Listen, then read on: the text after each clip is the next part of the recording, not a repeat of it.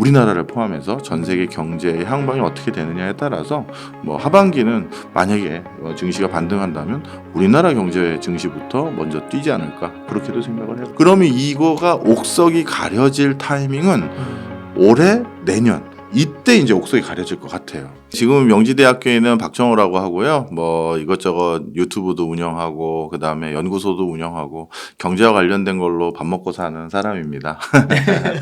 워낙 유명하시니까요. 아유 이러세요. 네. 그 2023년이 되었는데요. 예. 올해는 좀 주식시장이 네. 작년보다 좀 나을까요? 저는 이렇게 표현드리고 싶어요. 그냥 선방한다. 예, 선방한다라는 단어가 제일 좋을 것 같습니다. 네. 사실 지금 전 세계적으로 미국을 제외하고 나머지 국가는 경제 상황이 그렇게 녹록하진 않을 것으로 전망되고 있는 상황입니다. 네.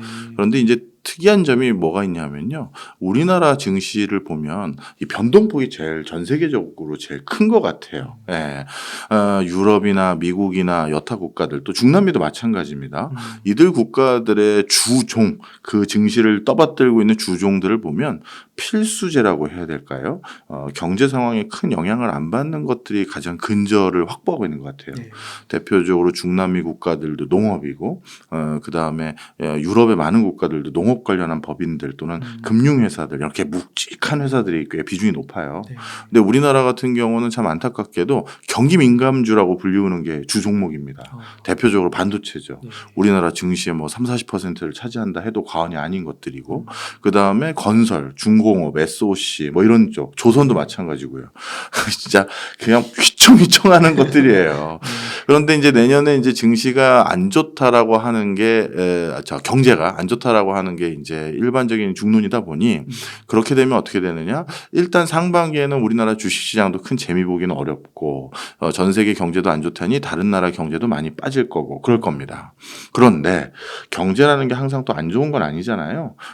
근데 이제 하반기부터는 좀 분위기가 달라진다고 하면 또 우리나라의 특성상 다른 나라보다 제일 먼저 뛰는 거죠. 그래서 6월 넘어서 우리나라를 포함해서 전 세계 경제의 향방이 어떻게 되느냐에 따라서 뭐 하반기는 만약에 증시가 반등한다면 우리나라 경제 증시부터 먼저 뛰지 않을까 그렇게도 생각을 해봐요. 아, 그렇군요. 그러면은 만약에 그게 좀 늦춰진다 해도 네. 언젠가는 오르긴 오르는 거죠. 그럼요. 제가 이건 하나 꼭 말씀드릴게요. 제 주변에 저는 경제학과 출신이고 또 전공을 이쪽으로 공부를 했기 때문에 제 주변 지인들이 금융회사, 증권회사, 뭐 보험회사 많이 있어요. 그런데 이제 간접적으로 회사 돈을 가지고 투자하는 친구들이죠. 그런데 제 주변에 비관론자들 중에서 지금 그 회사에서 자리를 지키고 있는 사람은 아무도 없어요. 네. 비관론자에게 가져다 줄 수 있는 수익이 뭘까? 사실은 본전밖에 없는 거죠. 아무것도 투자를 안 하고 아무것도 시도를 안 하니까요. 그런 거는 결국 큰 성과라든가 미래를 좀 기대감을 갖게 만드는 거는 아닌 것 같아요. 그런데 아무리 어려웠을 때도 그 안에서 또 기회를 찾아보거나 아니면 다시 좋은 시절이 올 것이다. 이렇게 판단하고 적극성을 발휘했던 지인들 같은 경우는 지금 한끗발 날리는 친구들도 많고 또 개인적으로도 큰 부를 잃은 친구들도 많아요. 그래서 이번에 좀 어려우신 점들이 다들 있으시고 저도 마찬가지지만 제 계좌도 뭐 만만치 않게 망가졌지만 이 와중에서도 뭔가 또 수익을 반전을 도모할 만한 걸 찾아보신다면 또 좋은 성과들 반드시 있으실 거예요. 그 코로나 이후에 들어와서 상승장 맛보고 1년 내내 하락장 맛보고 그래서 이게 다시 올라가는 게 맞나 오히려 여기서 이제 시장을 떠나시는 분들이 좀 나오시는 것 같은데 떠나면 안 되겠네요. 그럼요. 시장은요 떠나는 게 아니라 이렇게 보시면 돼요. 예전에 IMF 외환위기 때 그때만 다시 오면 내가 삼성전자 샀을 텐데 글로벌 금융위기 때 그때만 다시 오면 뭐 샀을 텐데 이 소리들 많이 하시잖아요. 그런데 그런 타이밍을 보고 매수하고 매도하는 기법 그리고 상황을 판단하는 역량들은 내가 시장에 계속 체류하고 있어야지만 그게 내 몸에 배는 거죠. 갑자기 장 좋을 때 쓱 들어와서 재미 보고 난 갔다가 증시에 한참 있고 있다가 또 요즘 장 좋으면 들어온다? 그게 안 되더라고요. 그래서 우리도 가만히 보면 코로나19 터지자마자 종합주가지수 기준으로 1,500 근처까지 내려갔을 때 그때 개인들 중에서 들어온 사람들 많지 않았어요. 예. 오히려 3,000 찍으니까 불특정 다수에 다 많은 사람들이 들어왔잖아요. 그게 아직 판단이나 훈련이나 이게 안 됐기 때문에 우리가 뭐랄까요? 뒷북친 거죠. 그래서 증시에는요, 뭐 큰 돈, 장이 안 좋을 땐 당연히 큰 돈 넣으시면 안 되겠죠. 현금 비중도 늘려놓고 조금 안전적인 곳으로 돈을 돌려놓은 상황에서 그럼에도 불구하고 계속 증시에 머무르셔야 다음 또 파도가 오는지 그 파도를 이용할 수 있는지 그런 역량이 커지게 됩니다. 그럼 연말로 갈수록 조금씩 나아지는 것 같긴 하다. 네, 그런 기대감을 갖고 있어요. 네. 근데 이제 요즘 이슈가 뭐 전쟁 뭐 이런 좀 우리가 통상적으로 경제 모델이나 상황에서 판단하기 어려운 것들이 좀 많잖아요. 그러다 보니까 변수는 많이 있습니다만 저뿐만 아니라 지금 하반기에는 좀 더 좋아질 것이다라는 진단들이 통계적으로 나오고 있어요. 네. 지난주부터 국고채 3년물이 금리가 낮아졌거든요. 네. 이것은 뭐냐 하면 앞으로 기준금리를 각 국가들이 더 안 올릴 뿐만 아니라 기준금리에 대한 여러 변화 흐름이 예견된다라는 게 시장에 선반영된 흐름입니다. 이게 저 개인의 생각만이 아니라 여기저기 비슷한 형태로 베팅하시는 분들이 늘고 있는 것 같습니다. 그러면은 교수님이 보실 때 지금 만약에 네. 여윳돈이 좀 있다고 하면 네. 주식을 살 타이밍이라고 보시나요? 그럼요. 실질적으로 이 주식에서 지금 고수들이라고 부른 분들은 저평가되었다라고 판단되는 주식들을 자신이 판단한 종목에 베팅을 할 제일 좋은 시점이라고 보고 있어요. 대표적으로 반도체 같은 경우는 미래가 정해진 시장이거든요. 네. 매년 2자릿수에 가까울 정도의 성장률을 계속 보여왔고 앞으로도 그럴 수밖에 없는 인더스트리입니다. 네. 그런 반도체 분야에서 지금 업황이 되게 안 좋잖아요. 네. 그런데 반도체가 없는 미래 상상할 수 없고 우리나라에서 반도체 만드는 우리나라가 이제 반도체를 만들 줄 아는 전 세계 몇 안 되는 나라 중에 하나인데 이런 과정에서 반도체 같은 거 쌀 때 조금씩 분할 매수해 놓자 이런 흐름들 계시고요. 또 한 가지는 우리 지난 2년 동안 주가 달렸던 분야가 네이버 카카오를 비롯한 테크 주지 않습니까? 네. 그런데 지금 너무 빠져도 빠졌다 이렇게 판단되신 분들은 그런 거에 많이 넣으시더라고요. 결론을 말씀드리면 이렇게 장이 안 좋을 때는 불황이라고 볼 때는요. 코스닥에 있거나 아니면 먼 미래를 보고 지금 재무적 성과가 없는 회사들에 투자하는 거는 비중을 많이 줄이세요. 왜냐하면 이 겨울을 그 회사가 아무리 기술이 있다고 해서 CEO가 대단한 사람이라고 해서 꼭 이 혹한기를 견뎌낸다는 보장이 없잖아요. 그러다 보니 오히려 이럴 때는 어디에 쏠림이 많으냐면 믿을 수 있는 재무적 성과도 있는 대장주들에 해당되는 아까 말씀드렸던 반도체 최우량주 아니면 우리나라 굴지의 테크 기업들 이런 기업들이 저평가됐다라고 판단되는 구간에서 분할 매수하시는 분들이 많은 것 같습니다. 그 네이버 카카오도 거기에 들어갈 수 있나요? 네, 사실 많이 떨어져 있고 앞으로 사실 뭐 큰 장밋빛을 우리에게 다시 미래지향적인 호재를 만들고는 있지 못하긴 합니다만 결국 다른 이렇게 또 보셔도 돼요. 많은 분들이 네이버나 카카오가 우리에게 제시했던 그 장밋빛 미래가 다 지금 사업이 철회되거나 아니면 제대로 굴러가지 않을 것 같습니다. 판단을 하셨다 하더라도 이 불황에는 또 독특한 일들이 생겨요. 뭐냐 하면 그 분야에서 활동하고 있는 기업들 중에서 중하위권 회사들이 매물로 나와요. 그러니까 네이버는 A라는 판에 주력으로 삼고 있는데 B나 C 이런 분야에서 뭔가 의미 있는 시도를 하고 있었던 회사들이 있는데 그 회사들이 이 어려운 시국에 추가 투자를 못 받은 거죠. 아니면 적자로 전환돼서 이제 회사를 매물로 내놓게 되는 거예요.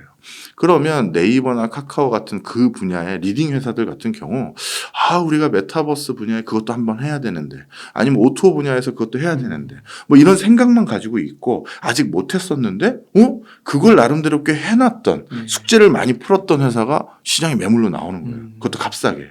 그러면 이런 큰 회사들은 그동안 벌어놨던 어떤 잉여금이라든가 추가적인 투자 여력이 충분히 있기 때문에 그런 회사들을 굉장히 싸게 매집을 해버립니다. 그러고 나면 어떻게 되느냐 다시 이 어려움이 지나고 나면 그들 회사의 시장 지배력이 더 공고해지는 거예요. 그러다 보니까 그들 회사 자체가 미래 청사진을 또 못 제시해서 주가가 주춤한다 하더라도 다른 회사를 일순간 매입해서 새로운 청사진을 내재하게 되는 경우들이 많더라. 이것도 기억하시면 좋겠습니다. 아, 네. 그럼 반도체 이런 IT 플랫폼 이런 것들을 좋게 보셨는데요. 그 국민주 중에 하나가 또 많이들 관심 있는 게 2차 전지인데 네. 혹시 2차 전지에 대한 견해는 어떠신가요? 네. 2차 전지에 대해서도 우리가 많은 뭐랄까요? 기대감을 갖고 있는 게 사실입니다. 그런데 딱 두 가지 아직 교통 정리가 좀 돼야 될 것 같아요. 무슨 말씀이냐 하면 새로운 어떤 인더스트리가 이렇게 붐업이 일었을 때는 동시다발적으로 그게 워낙 큰 시장이 될 게 뻔하니까 많은 회사들이 뛰어듭니다. 대표적으로 요 전에 2차 전지와 유관했던 분야 중에 하나가 또 태양광이죠. 우리나라 굴지의 H사부터 해서 L사부터 해서 많은 회사들이 태양광 산업에 뛰어들었거든요. 네. 그리고 중국도 그랬고 유럽도 그랬고 미국도 그랬어요. 그런데 이 태양광 분야에서 그 많은 회사들의 군웅할거가 있다가 결국 이 치킨 게임에 해당되는 저가 공략이라든지 아니면 반덤핑으로 그냥 묻지마로 그냥 내가 손해보고 설비해주겠다라든가 이런 굉장히 공격적인 경영을 했던 중국 회사의 입김을 결국 못 넘었죠. 다 중국으로 간 거죠. 네. 그러다 보니까 많은 우리나라 굴지에 그 회사가 그렇게 큰 회사가 그걸 하는데 뭘 해도 못 하겠어? 이런 인식들도 있어서 투자한 회사들도 있을 텐데 분들도. 네. 근데 결국은 뭐 사실 우리나라에서 지금 태양광 거의 고사 직전에 갔다가 좀 다시 살아나고 있는 상황이죠. 자, 이게 중요한 교훈이에요. 2차 전지도 지금 우리나라 3사를 비롯해서 중국 회사, 유럽 회사, 이 수많은 회사들, 일본 회사도 마찬가지고요. 다 뛰어들고 있어요. 네. 그러면 이거가 옥석이 가려질 타이밍은 올해, 내년 이때 이제 옥석이 가려질 것 같아요. 물론 저는 하이 리스크 하이 리턴 하는 스타일입니다라는 분들은 이 3, 4년 뒤에 그 업계의 가장 리딩 컴퍼니가 될 것으로 난 딱 얘가 보인다라고 하면 지금 굉장히 싸졌을 때 사셔서 기다리셔도 되죠. 예. 지금 뭐 자동차 시장에서 전기 자동차의 비중이 5%도 안 되는 세상이면 아직 95%는 지금 무주공산인 거잖아요. 그러니까 이런 시장을 다 먹을 것 같은 회사 내 눈에 보이면 그걸 사시면 돼요. 그런데 저는요. 그것도 위험해 보이고요. 아직 업계 판도가 정해지지 않은 상황이니까 조금 지난 다음에 망할 건 망하고 남의 회사에게 인수합병 당할 회사는 당하게 하고 그 다음에 좀 판도가 딱 보여줬을 때 그때부터 저는 안정감 있게 들어가겠습니다 하면 그때 들어가도 되긴 됩니다. 자, 그래서 지금 업계에 막 뛰어드는 회사들이 많다 보니 아직 성적표가 다 안 나왔다 하나 있고 두 번째 우호적인 전 분위기라고 봐요. 지금 미국 입장에서는 태양광이나 이 기존의 뭐 인공지능이나 빅데이터나 이런 분야에서 중국이 너무 빨리 치고 올라오다 보니까 이제 앞으로 전개될 시장에서는 중국을 확실히 배제하는 굉장히 강한 포석을 지금 하고 있어요. 네. 그런데 2차 전지 분야에서도 우리나라의 가장 주된 경쟁사는 다 중국이잖아요.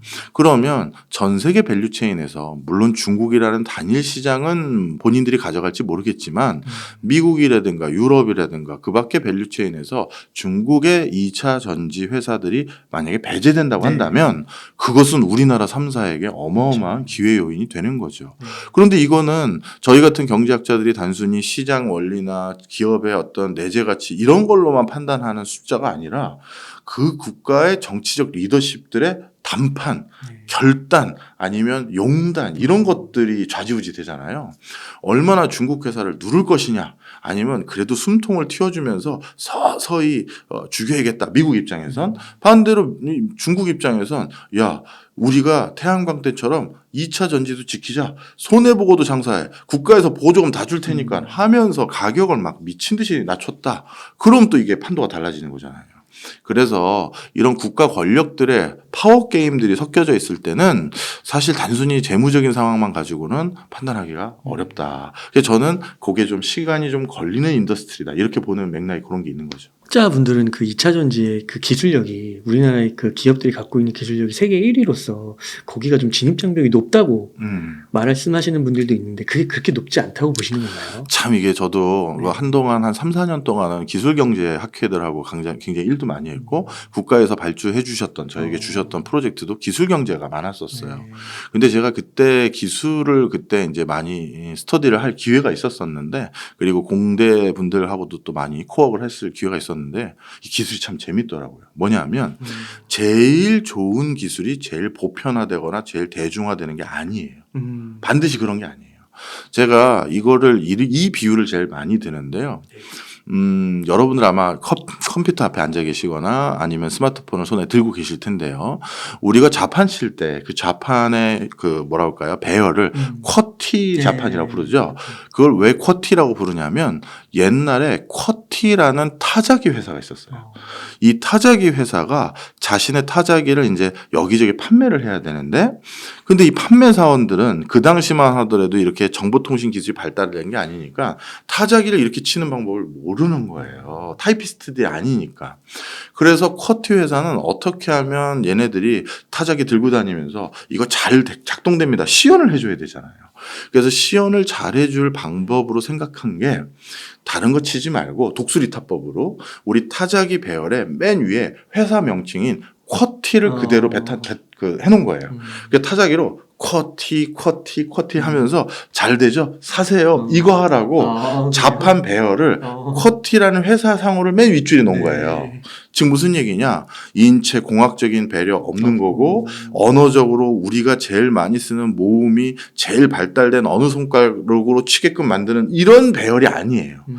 그래서 그 뒤에 어떻게 됐느냐? 뭐 MIT 공대라든가 뭐 수많은 이런 내노라 유수의 대학들에서 우리 인간의 이 손가락에 대한 인체 공학적인 내용과 언어적으로 어느 그 알파벳이 가장 많이 쓰이고 가장 적게 쓰이고 어느 게 어느 거랑 같이 쓰이고 이걸 배려해서 좌판을 새로 만들었었어요. 그 시도를 몇 번을 했었어요. 그런데 전부 실패했죠. 왜? 우리 모두 이미 쿼티에 너무 익숙해진 거예요. 바로 기술이라는 게 이거예요. 기술을 누가 좋은 걸 가지고 있고 최고의 기술이라 가지고 있다 하더라도 이미 어떤 사람이 그게 대중적으로 또는 규모의 경제를 실현해서 쫙 깔았다라고 하면 그게 기술 표준이 되고 세계 산업 표준이 돼버리는 거예요. 그러다 보니까 혹여나 우리 기업들이 우리가 가지고 있는 기술력들을 어떻게 보면 너무 믿고 과신해서 그러니 우리 시장을 지킬 수 있다. 2차 전지 시장은 우리 거다라고 생각한다면 큰 낭패를 볼 수가 있어요. 바로 그래서 아직 그 2차 전지가 판세가 안정해졌다 말씀드렸던 이유들이 바로 이런 맥락도 있는 거죠. 네. 그러면은 그 반도체 측면에서는 네. 오히려 그러니까 2차 전지가 약간 신재생 에너지를 얘기해 주시면서 그 네. 신재생 에너지처럼 될 수도 있다는 네. 가능성을 좀 말씀해 주신 거잖아요. 네. 근데 반도체 산업은 조금 다른가요? 이게 다르죠. 기술력이 조금 더 필요한 건가요? 기술력도 있고 구조적으로 이제 이건 판도 정해져 있고 그 판을 보고 어느 정도 우리가 그 전망을 할 수가 있어요. 좀 설명을 드리면 일단 우리나라 입장이 제일 중요한 거니까 아마 대부분 우리나라 반도체 시장에 투자하신 분들이 많을 테니까요. 전 세계에서 우리나라 기준으로 우리나라에서 반도체를 만들 때 필요한 기계 장치, 소재, 부품은 한 50% 정도는 미국과 일본에 의존하는 구조입니다. 그러니까 미국이나 일본의 반도체 기기나 소재나 이런 거를 사오지 않으면 그걸 도입하지 않으면 반도체 자체를 못 만들어요. 그러면 미국과 일본의 밸류체인 치포라고 옛날에 불렀던 이거랑 좀 친분을 가지고 있어야겠죠. 그런데 이제 판매처 입장에서 한번 볼게요. 전 세계에서 만들어진 반도체의 70%는 이 나라가 혼자 소비합니다. 어딜까요? 중국이요. 그러니까 반도체 사업하는데 중국에게 장사 안 하고 반도체 사업한다? 말도 안 되는 일이에요. 그리고 실제 우리나라에서 생산한 반도체 뭐 얼마가 중국에 팔리느냐? 홍콩 경유에서 들어가는 것까지 하면 뭐 연도마다 좀 차이는 있습니다. 거의 반절이 중국에다 장사를 하는 거예요. 자, 그러면 중국에다 반도체 못 팔면 우리는 반도체 절반 가까이 못 파는 거잖아요.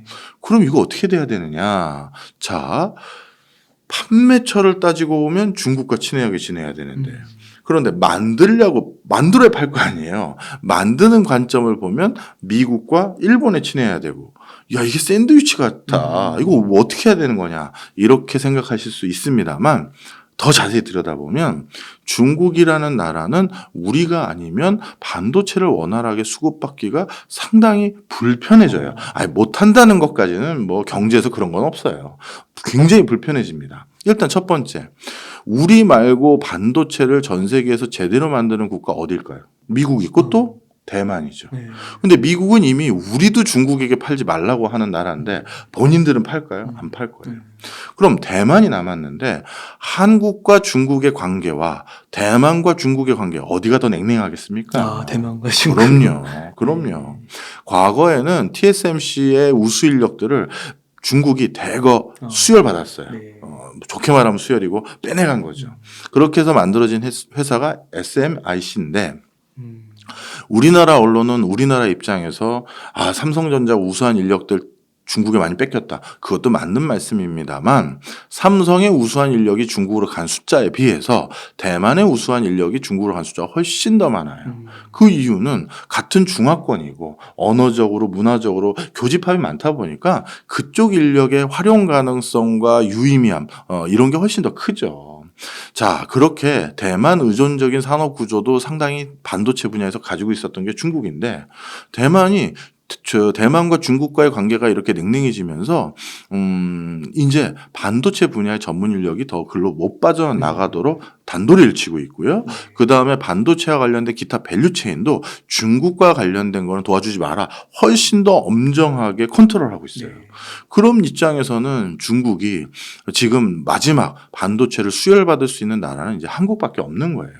그러다 보니까 지금 중국이 벌써 우리가 미국에 바짝 붙어서 여러 가지 경제적 행보를 보이고 있음에도 불구하고 예전에 사드 열풍처럼 뭔가 한국의 경제 제재를 적극적으로 못하는 이유는 바로 이런 맥락도 하나 있고요. 그리고 더 자세히 보면 중국이 전 세계에서 생산되는 반도체 중에서 15% 정도를 중국이 생산하긴 하거든요.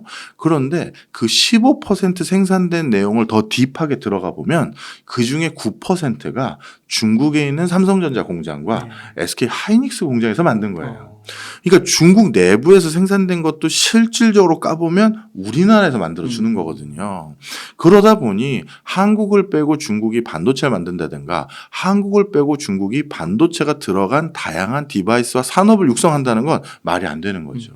자, 이런 과정에서 제가 반도체가 그렇게 분위기가 구조적으로 나쁜 것 같지는 않습니다라고 아까 그러면서 지금 고수들 중에서는 일찍 좀 넣어놓자. 언젠가 또 오를 것 같아라고 하시는 분들은 또 넣어놓는 분들도 계시다. 이렇게 말씀드렸던 맥락이 이런 굉장히 구조적인 이유가 있는 거죠. 하나만 더 말씀드리면 교수님이 말씀하시는 건 메모리 반도체 같은 걸 말씀하시는 것 같고요. 흔히 말해서 고부가가치 반도체인 시스템 반도체 이런 거는 우리나라가 아직까지 뭔가 큰 성과 못 누리고 있지 않습니까? 이렇게 말씀들을 하세요. 거기에는 이렇게 답변 드리고 싶어요. 시스템 반도체는요, 메모리랑 완전히 달라요. 그 시스템 반도체 분야에서 삼성이 얼마나 큰 캐파를 가지느냐는 그냥 TSMC보다 시스템 반도체를 몇 개씩 더 만들어서 시장 점유율을 1%씩 올라가는 게 아니고요. 쉽게 얘기해서 시스템 반도체는 발주자가 발주를 해줘야 만드는 반도체예요. 메모리 반도체는 만들어서 쌓아놓고 있다가 파는 게 아니라 발주자가 발주를 해줘야 돼요. 그런데 TSMC가 가지고 있는 발주자가 누굽니까? 애플부터 해서 세계 굵직굵직한 발주자가 TSMC 고객이에요. 쉽게 말씀드리면 TSMC와 삼성전자의 격차는 그들의 고객의 캐파의 차이예요. 그들 내부의 역량 차이도 없는 건 아닙니다만 자, 그러면 결국 뭐다? 아까도 잠시 말씀드렸듯이 반도체 시장은 앞으로 2자릿수씩 성장한다고 말씀드렸잖아요. 거의. 그러면 뭔가 애플과 같은 신규 발주자들이 조금씩 더 생기겠죠. 그 발주자를 한 명씩 꼬셔오면 그때 그때마다 삼성의 시스템 반도체의 점유율이 1% 1%씩 따라가는 게 아니라 갑자기 시장 점유율이 5% 상승하고 네. 4% 상승하고 뭐 10% 상승하고 이렇게 되는 거죠. 정말 막말로 애플이 이제 TSMC랑 거래 끊고 삼성한테 부탁해볼까? 신 모델은 아니면 새로운 애플 글라스 요즘 뭐 이런 거 만든다고 하더라고요. 그건 삼성하고 해볼까 하는 순간 이 격차는 확 줄어드는 네. 거예요. 바로 그 시장의 특성들이 그런 거다라는 것도 같이 이해해 주셨으면 좋겠어요. 아, 그렇군요. 그러니까 반도체는 가능성도 많은 거네요. 네, 저는 그렇게 봅니다. 그러면은 반도체 플랫폼 2차 전지 요 세 개가 증권사에서 많은 탑픽으로 2023년 꼽더라고요. 네. 그러면은 뭐 교수님의 견해에 따르면 뭐 반도체 플랫폼은 좀 괜찮고 2차 전지는 좀 생각을 좀 해봐야 되고 이렇게 네. 좀 말씀 정리해 네, 주세요. 맞습니다. 또 네. 한 가지 2차 전지 때 그 얘기는 안 드렸네요. 네. 제가 한 3주 전에 미국 출장을 갔다 왔었는데요. 네. 워싱턴 DC하고 LA 지역을 가봤습니다. 그런데 이제 미국에서 전기 자동차를 쫙 깔아주려면 그거에 선행해야 될 게 있죠. 바로 전기 자동차를 원활하게 사용할 수 있는 인프라를 구축해줘야 돼요. 그런데 미국은 워낙 땅덩어리가 큰 나라다 보니까 우리나라처럼 집약적으로 어디에만 딱 전기차 인프라인 뭐 전기차 충전소 이거를 이렇게 단기간에 할 수가 없어요. 그래서 미국의 많은 자동차 이용자들도 전기 자동차 이용자들도 뽑아놨는데 어느 동네 그 어느 카운티를 넘어갈 때는 제가 이 차는 안 써요 그래요. 왜요? 거긴 전기차 충전소가 아직 하나도 없어요. 네. 그러면 진짜 집에서 콘센트 끄집어 나와가지고 해야 되는데 이거 충전은 뭐 하세월 걸리는 거고. 네. 자, 그래서 미국에서 전기차가 여기저기 보급돼서 2차 전지가 여기저기 활용되려면 아직은 좀 호흡을 더 길게 가져가야 될 것 같아요. 네. 그리고 특히 아직까지 물가가 잡히지 않은 상황에서 정부 입장에서 적극적인 경기 부양책을 계속 드라이브를 걸 수도 없거든요. 네. 그런 것들도 조금 우리가 숨고르기를 좀 해야 될 산업군이 아닌가 네. 저는 그렇게 보고 있습니다. 네, 그 주가도 보니까 셀하고 소재는 좀 다들 컨센서스가 좀 많이 올랐다 뭐 그런 얘기도 하긴 하더라고요. 음. 그렇군요.